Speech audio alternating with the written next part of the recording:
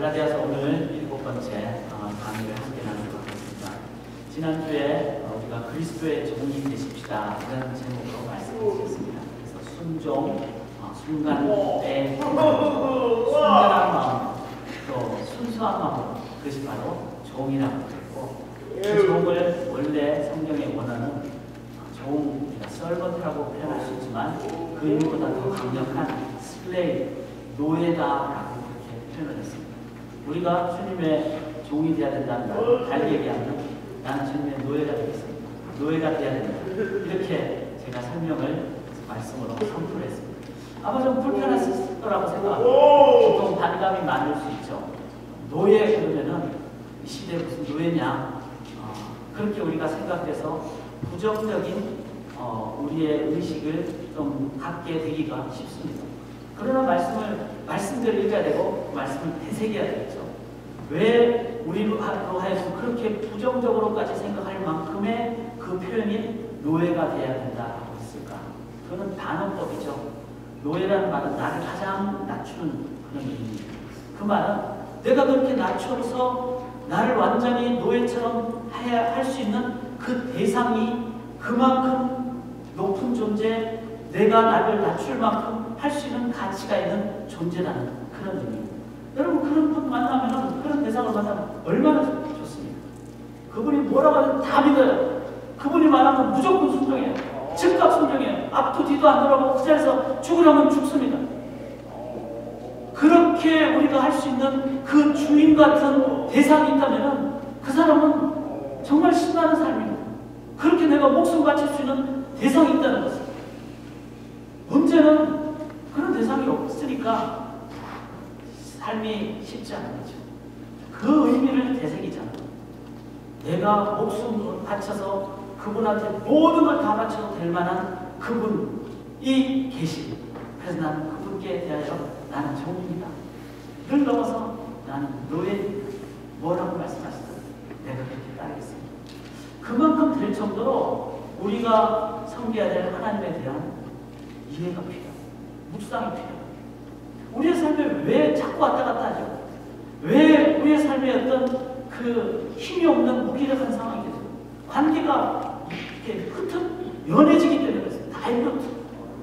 하나님과의 관계가 이렇게 좀 빈약해지거나 그 농도가 연해지면 우리가 느슨해져 버리죠. 그분은 내가 죽어도 될 만한 분입니다라는 그 표현은 가장 강력한 그분에 대한 나의 자세. 그분은 내가 그렇게 죽어도 될 만큼 가치가 있는 분, 나의 모든 것을 드릴 수 있는 분. 이렇게 됐을 때 우리는 강력한 주의 군사가 된다는 겁니다. 그 의미를 우리가 기억하시면서 오늘 갈라디아서 7번째 강의로 나가도록 합니다. 이 노예라는 표현을 오늘 본문에서는 조금은 다른 관계로 표현을 했습니다. 관계, 그렇죠? 노예라는 말의 그 의미는 관계 최상급을 얘기하고, 그것은 관계가 중요하다는 것을 얘기를 합니다. 근데 그 관계의 의미를 우리 오늘 함께 말씀을 나누도록 합니다. 본문을 보시면은 본문 내용 자체가 이제 불러주신, 즉 내가 너를 이런 자로 삼겠다라고 하는. 그래서 15절에 보면은 그러나 내 어머니의 태로부터 나를 특정하시고 그의 은혜로 나를 부르신 이가, 이렇게 표현합니다. 이 부르신다는 말, 이 말이 영어로 얘기하면 콜링이죠. 부르다 이런 의미잖아요. 그러니까 노예와의 관계라는 의미를 다른 표현으로 부르심, 즉 부르심이라는 것은 불러주신 분이 있고 부름을 받은 대상이 있는 이 관계를 얘기합니다. 이거를 우리의 한국말로는 부름을 소명이라고 얘기합니다. 오늘은 소명에 대해서 함께 나눕니다. 그 소명에 대해서 많이 들어왔고 생각하셨을 것이고 나름대로의 어떤 정리도 가셨을 거라고 생각합니다. 소명을 전체적으로 좀 정립을 하는 게 필요합니다. 왜냐하면 사용하는 어떤 언어적인 표현이 사명이라고 부를 때도 있고 구원이라고 부를 때도 있고, 그래서 좀 다 같이 한꺼번에 놓고 정리를 할 때 여러분들이 전반적인 정리를 할 수가 있어요. 그러니까 콜링 이렇게 보통 표현을 하고, 이 콜링은 크게 성경적으로 4가지 콜링이 있어요. 이 4가지 여러분들이 계셔야 됩니다. 그리고 그 부분에 대한 대책이 있으셔야 됩니다. 콜링이란 말은 누군가 부른다는 거죠. 누군가에게서 불리움을 받았다는 거죠. 부르는 자가 있고 불리움을 받은 자가 있다는 겁니다. 그런데 그 부르는 그 첫 번째 의미는 아주 중요합니다. 만약에 우리 자녀가 여기 이제 자녀들이 있는데 누가 한 명, 자녀 한 명이 아파서 그냥 갑자기 코피를 흘린다거나 아니면 힘들어서 넘어졌다거나 이러면은 아마 겉으로든 속으로든 그 부모님이 부를 거예요. 자기 자녀 이름을. 그 자녀 이름을 부른다는 건 뭘 의미하죠? 부모가 달려와서 붙잡겠다는 겁니다. 어떤 상황이든 데리고 그냥 병원 가겠다는 거예요. 그리고 자녀를 위해서 모든 걸 다 해주겠다는 거예요. 부모는 한계가 있어요. 그래서 못 들을 수도 있고 병원을 데리고 가도 한계가 있어요. 만군의 여호와 하나님께서 우리로 하여금 너는 내 자녀들하고 불러주시는 것, 여기에는 하나님의 부르심에 대한 보장, 하나님이시기 때문에 내가 너를 부른다는 You are my child, 너는 나의 자녀다라는 그 부르심. 그래서 그 부르심 속에는 구원의 부르심이라는, 그 구원은 보장이라는 거죠. 아플 때 낫게 해주고 죽을 때 다시 살게 해주고 영원히 하나님의 나라의 자녀로서 살게 해주는 만군의 여호와 하나님만이 주시는 그 관계에 의해서 받게 되는 보장이 있는 것, 이것이 바로 하나님 아버지께서 우리의 자녀에게 불러주시는 그 부름입니다. 이 부름을 뭐라 그러죠? 구원의 부름, Calling for Salvation. 여기 1절을 한번 보시면은 갈라디아서는 계속 연결을 해서 보셔야 돼요. 1장 1절을 보시면은 사람들에게서 난 것도 아니요 사람으로 말미암은 것도 아니요 오직 그랬잖아요. 오직 강조적이다. 유일하다는 겁니다. 예수 그리스도와 그를 죽은 자 가운데서 살리신 하나님 아버지로 말미암아 사도된 바울은 자신이 사울에서 바울로 됐고 자신이 하나님의 그 사도가 된 것은 사람적인 것은 하나도 없다는 겁니다. 오직 하나밖에 없다는 겁니다. 하나님 아버지로 말미암았다는 겁니다. Calling by God for salvation. 하나님은 우리를 하나님께서 하나님 아버지께서 아버지로서 우리를 불러주셨어요. 불러주셨다는 것은 관계가 있기 때문에 불러주는 것입니다. 그리고 내가 듣고 싶다고 막 불러주는 게 아니라 그분이 불러주셨기에 우리는 부름을 받는 것입니다. 이걸 15절에 보시죠.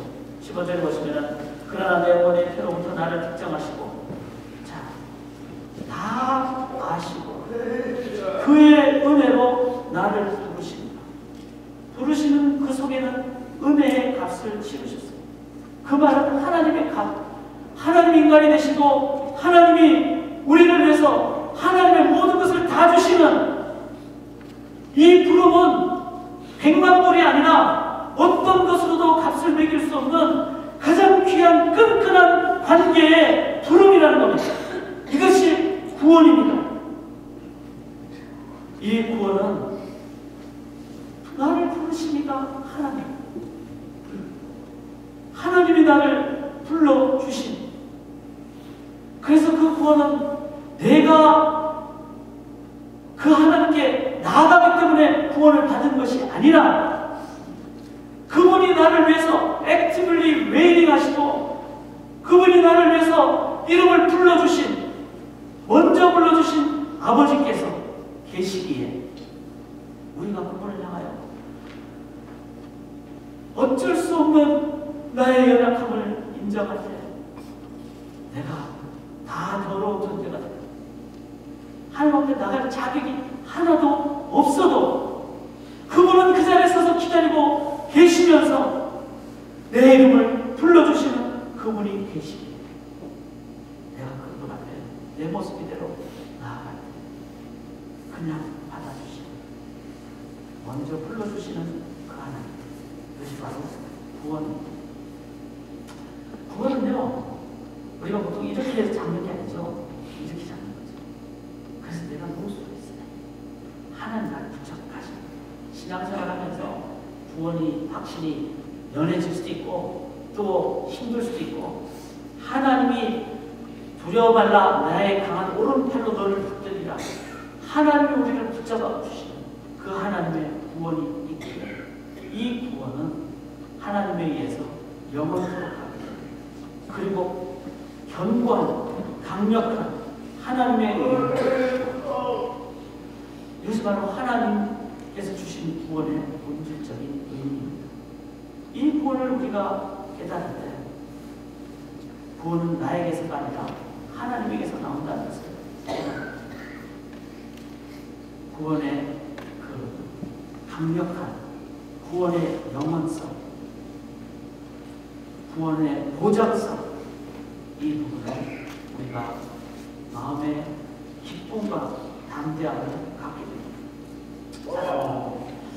불러주신 하나님이시기에 그 하나님이 나를 붙잡아 주시기에 구원은 하나님으로부터 오는 것임을 깨달을 때 이 하나님의 부르심에 대한 이해를 우리가 했을 때 우리들은 나의 삶의 매 순간 눈에 보이는 것으로 아니면 나의 어떤 감정으로 나의 느낌에 의존하는 것이 아니라 불러주시는 그 하나님께 우리의 무게중심을 두고 흔들리지 않고 우리가 나아가는 길을 걸어갑니다. 이 부름을 주신 분은 하나님이십니다. 두 번째 부름이 있습니다. 두 번째 부름은 Calling for Mission이라고 합니다. 우리를 구원의 그 대상으로 우리를 불러주셨을 때 하나님께서 이 땅에 계속 남겨두신 이유는 우리 모든 믿는 자들이 동일하게 계속해야 될 일을 하도록 불러주셨다는 겁니다. 그 사명예로의 부르심은 두 가지가 있습니다. 하나는 예배예로의 부름이죠. 우리 갈라디아서 1장 5절 한번 보시면 영광이 그에게 세세토록 있을지어다 아멘 이렇게 나옵니다. 즉 하나님 앞에 우리가 구원받은 자로 부르심을 받았을 때 우리가 행해야 될 가장 귀한 하나님을 향한 목적은 우리를 부르신 그분을 향하여 이제는 우리가 하는 것은 감사 또 그분께 예배하는 그것입니다. 그것이 우리가 하나님께 할 수 있는 가장 귀한 일이고 그리고 그 일을 행함으로 우리는 불러주신 그분과의 관계를 확인하고 그리고 우리를 불러주신 그 두 번째 사명을 감당하게 되는 그 길을 걸어갑니다. 예배는 성도가 해야 될 귀한 사명입니다. 천국에 가면 무엇이 있을까요? 천국에 가면 하나님과의 그 관계의 실질적인 모습인 예배가 있죠.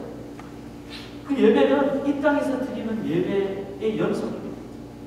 그래서 우리가 이제 주일날 이렇게 예배 드리는 것도 예배죠. 삶의 매 순간을 하나님 앞에서 하나님께 영광 돌리는 그 삶을 살아가는 것이 산제사, 살아있는 예배입니다. 그 예배를 우리가 매 순간 드리게 되면은 천국 가서 어색하지 않습니다. 평상시에 일주일에 한 번만 예배 드리다가 천국에서 24시간 365일 예배 드리면은 힘들지 않겠어요? 어색하고. 그럼 평상시 모든 상황이 예배면요 천국 가는 것이 어색하지 않습니다. 그리고 우리의 현재적인 삶 자체가 예배일 때 영생의 의미를 바르게 깨닫습니다. 영생이 죽은 다음에 부활하고 영원토록 사는 그 의미를 넘어서 진짜 영생이라면 eternal life라면 eternal life means present life. 현재적인 삶의 continuity, 연속이 영생 아닙니까? 그러므로 진짜 영생을 믿는 사람은요 현재적인 삶이 즐거운 거예요. 만약에 영생을 누렸다라는 사람이, 영생을 가졌다는 사람이 나는 지금 현재는 괴로운데 죽고 난 다음은 그건 영생이 아니죠. 영생이라면은 현재적인 것의 연속이 영원한 겁니다. 그러므로 내 삶의 매 순간을 하나님 눈이 오니까 기쁩니다. 햇빛이 나니까 기쁩니다. 지금 구름이 끼니까 구름을 볼 수 있어서 기쁩니다. 구름을 만드신 하나님을 찬양합니다. 내 삶에 어려움을 주신 하나님을 찬양합니다.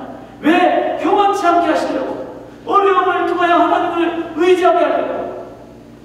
고난을 통하여 영광받게 하시는 하나님을 깨닫게 하도록 하기 위해서 모든 나의 현재적인 상황은 하나님 앞에서 보게 되면 다 의미가 있기 때문에 그 상황을 하나님께 올려드립니다.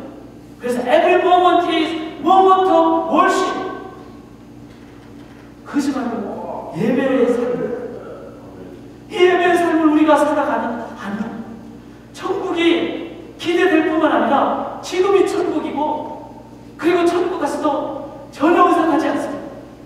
나의 삶의 연장, continuity of the kingdom of God, 하나님 나라의 연속성, 그것이 이 땅에서 천국 백성으로 살아가는 모습이죠. 이게 바로 calling for mission. Your mission is to be worshiper. 예배자가 되라. 이게 이사야서에 나온 선언이고 우리에게 주신 하나님의 미션입니다. 또 하나의 두 번째 미션은, 사명을 부른 call for mission 두 번째는 바로 예수님께서 명령하셨죠. Great Commandment and Great Commission. 그래서 커미션이 뭡니까? 너희는 가서 모든 족속으로 제자를 삼아, 그렇게 했습니다. 즉 제자를 삼는 것. 이게 갈라디아서에서도 내가 1장 6절부터 9절까지 내가 다른 복음을 전하면 저주를 받는다. 다른 복음이 아닌 유일한 한 가지 복음이 뭡니까? 그것은 모든 사람들을 향하여 제자를 삼는 사랑하는 여러분, 이 제자를 삼는 것은 우리 모든 성도에게 주신 커미션, 사명이라는 겁니다. 모든 성도님들이 영혼을 향하여 가져야 될 자세, 바로 제자를 삼는 거예요. 제자를 삼는다는 것은 누구만이 할 수 있는 겁니까? 제자된 사람만이 할 수 있는 거예요. 이거는 이론을 뛰어넘는 겁니다. 제자는 말이 뭡니까? 주님이 그래서 12제자를 그렇게 데리고 다니셨잖아요. 제자는 주님만 따라가는 자예요. 생선 낚는 어부가 아니라 사람 낚는 어부, 사람을 향하여 초점을 맞추게 되고, 그리고 영혼을 향하여 다가가기 위해서 주님의 그 마음을 품게 되는, 그래서 주님의 마음을 품게 됐을 때 갖게 되는 주님만이 나의 주님 되시는 하나님 나라의 그 현재적인 모습. 그래서 주님 말씀하신 모든 그 말씀이 이제는 내 삶에 몰킹하는, 물질 부분도 주님 일용할 양식, 그리고 사람 관계도 나는 섬기는 자는 너희 중에 있느니라라는 주님의 그 스승의 말씀은 몸으로 보여주신 말씀. 주님의 시간 가지고 새벽 5일이요 미명에, 그 전날 아무리 피곤해도 새벽 5일이요 미명에 일어나서 하나님과의 관계를 가지신 그분. 주님은 자신이 하나님보다 앞서가지 않아요. 내 때가 아직 이르지 아니었습니다. 그리고 가장 힘들 때 기도로 주님은 그 길을 가십니다. 그리고 기도에서 능력을 힘입었을 때 이제는 십자가에 달려 돌아가심으로 다 이뤘다 하신 그분. 주님의 모습 자체는 우리가 다 따라가야 될, 그리고 스승이시기 때문에 의지하고 따라갈 때 스승으로부터 능력을 받게 돼요. 제자는요 절대로 스승을 뛰어넘을 수가 없죠. 그래서 아름다운 겁니다. 그런데 그 제자는 스승이 떠나가도 영원한 우리의 스승이 되시는 삼일체 하나님이 성령을 우리에게 함께 하시기 때문에 우리는 스승의 그 인도함을 계속 공급받는, 이 땅의 가장 강력한 자들이 제자되는 자들입니다. 그 강력한 그 제자됨의 기쁨을 누린 자들이 사도행전에서 성령이 오셨을 때 이제는 물질 부분도 해결이 되고 지혜 부분도 해결이 되고, 내가 마띠아가 안 돼도 그 12제자에서 탈락해도 it's okay. 왜? 주님을 따르는 그 자체가 주님의 그 제자의 능력이기 때문에. 여러분, 떨어진 탈락한 그 제자, 그 사람이 제자가 안 됐을까요? 70명 중에 500명 중에 허다한 무리 중에 주님의 제자의 길로 따라갔습니다. 사도행전의 그 역사의 맛을 본 사람은요, 사도가 다른 사람을 향하여 낳게 되면 속사도를 낳게 돼요. 바울이 디모데를 낳는 것은 제자가 제자를 누가 낳죠? 생명 있는 사람만 낳는 거예요. 누가 낳죠? 진짜 생명 있는 사람을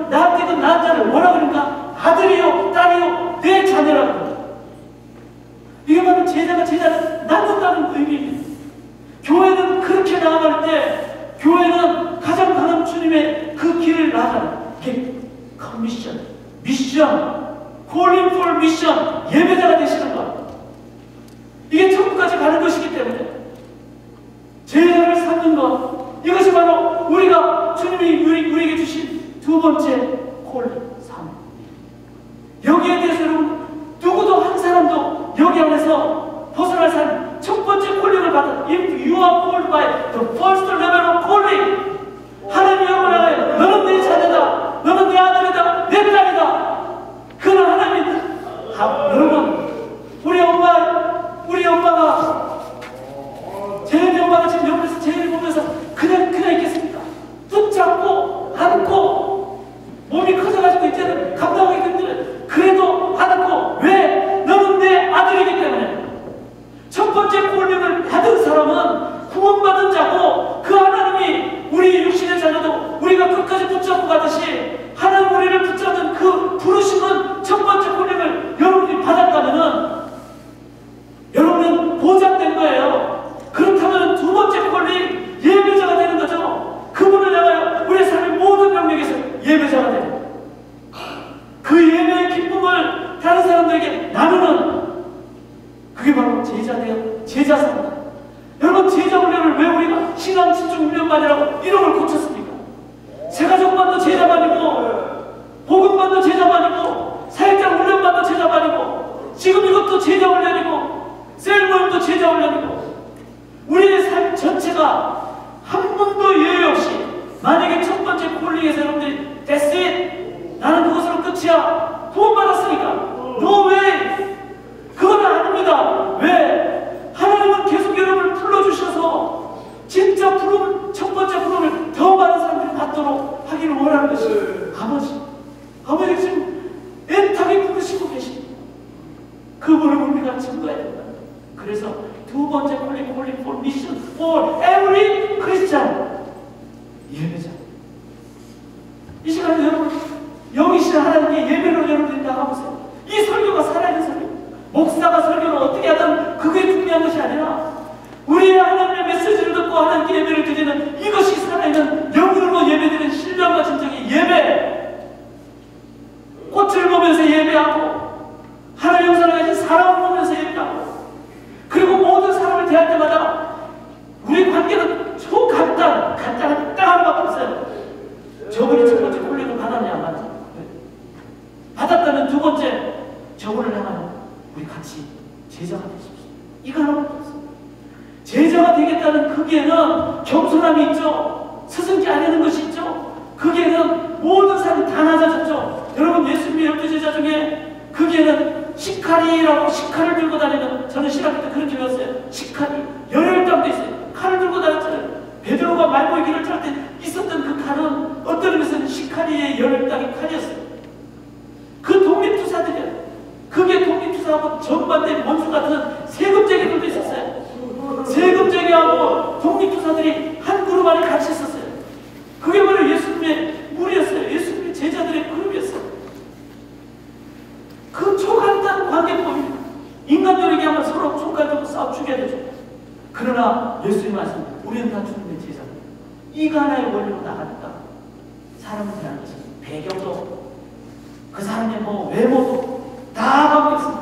우리는 다 주님의 제자로 나. 왜? 이 세상에 하나님의 나라의 선포자가 되는 가장 귀한 것. 자, 이 두 번째 콜링을 넘으시고 세 번째 콜링은 뭡니까? 그것은 현재 주어진 소명이 되는 것. 이거를 기본 콜링이라고 합니다. 사람 여러분, 모든 마무리 다 의미 없는 것은 없잖아요. 우리가 다 아시다시피 바닷가에 그 바위 틈에 있는 그 새도, 바위 새도 알을 낳을 때 그냥 안 나요. 다 바르게 나요. 우리가 그 알을 집어가지고 내가 다시 알을 낳아야지 딱 넣으면 내 알을 또 굴러떨어져. 그러나 바닷가에 바닷새가 알을 바위에 넣는 거예요. 절대로 바르고 안 넣는 거예요. 왜? 무게중심을 가장 잘 놓는다. 안 굴러떨어지게 놓는다.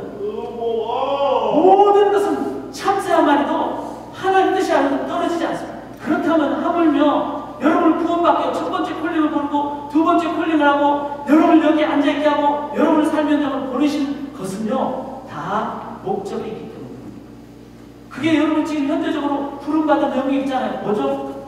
가장 기본적으로는요 가족의 영역. 남편으로, 아내로서, 자녀로서, 부모님으로서 그거는 전부 다 다가오고 있죠. 여러분이 저보다 하나님 그거를 콜링으로 즉 불러주신 그분의 뜻 따라 내가 살아가는 사명감, 소명감으로 내가 보느냐 아니면 난 이 집안에 왜 태어나겠지? 나를 왜 이 모양 이 꼴로 이렇게 했겠지? 그거는 소명의식이 아니라 그는 우연이나 재수나 내 인생에 대한 한탄으로 나오는 콜링의식이 없는 사람이 하는 얘기입니다. 내가 이 모습 그대로 어떻게 태어났든 그것이 외적으로 볼 때 어떤 높낮이건 분명히 하나님이 나를 그 자리에 그 가족의 그 위치로 불러주신 것은 분명한 하나님의 이유가 있습니다. 그를 소명의식을 가지고 나아갈 때 그 사람은 불러주신 분의 뜻 따라 여러분 소명감이 뭐죠? 소명감입니다. 저는 이 부분은 제가 평생 소명자로 살아가는데 가장 중요한 원리였어요. 소명을 위해서 선택을 했는데 하나님이 1년 만에 불러주셨어요. 그러면서 하나님 내려주신 정의가 소명은 하나님 제 소명이 뭡니까? 그러니까 너는 목사가 되라. 그러면서 소명은 너는 목사를 잘하고 싶다고 하는 것도 아니고 하고 싶다고 안 하는 게 아니야. 너가 목사가 잘 될 수 있는 능력이 있다고 하는 것도 아니고 능력이 없다고 안 하는 것이 아니다. 소명은 because I call you, because I want you.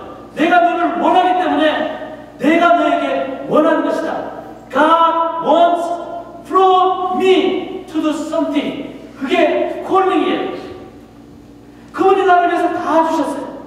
He knows everything. 그분이 나의 미래까지 다 하시는 분이세요. 그분이 나로 하여금 그 자리를 불러주셨어요. 그래서 내가 하고 싶다고 하고 그러면 하기 싫을 때는 안 하는 겁니까? 내가 잘하기 때문에 하는 거라면 내가 못하면 그만둬야 되는 겁니까? 힘들거리면 그만둬야 되는 겁니까? Because God called me to serve this family as this member. 그렇기 때문에 이거는 하나님이 그만두라고 하지 않는 한은 제가 그만 못 두는 겁니다. 이게 이게 소명입니다. 이 소명감이 하나님이 나에게 주신 가족의 영역에서 있으면요 하나님 앞에서 내가 힘든 일도 합니다. 굳은 일도 합니다. 남들에게 인정받지 못하는 일도 하게 됩니다. 바울은 이 기본 콜링을 뭐라고 표현했죠? 원래 바울에게 콜링은 소명은요 우리가 일반적으로 말하는 바울의 특별한 소명은 이방인에게 복음 전하는 것이었어요. 근데 바울이 뭐라 했어요? 로마서 11장에 그렇게 한탄하잖아요. 내가 우리 형제들을 위하여 내가 복음을 전하고 그들이 구원받으면 차라리 내가 저주를 받을지 않지. 이렇게 표현해요. 그게 바로 기본 콜링입니다. 하나님이 나에게 가족의 일원으로 주신 거 이거는요 누구도 그 자리를 메꿀 수 있는 사람 여러분 아무도 없습니다. 아버지의 자리 아무도 못 메꿔요. 둘째 아들의 자리, 다섯째 딸의 자리, 일곱째 딸의 자리. 그래서 끝순이라고 적고 말순이라고 적고 그렇게 해도 그 자리는요 누구도 리플레이스 할 수 없어요. 그 사람만 합니다. 그래서 하나님이 나에게 주신 기분 콜링을 소명감으로 가져 하나님의 그 소명감을 가진 사람입니다. 이 세상은요 그 영역이 하나님 나라 앞에 아름답게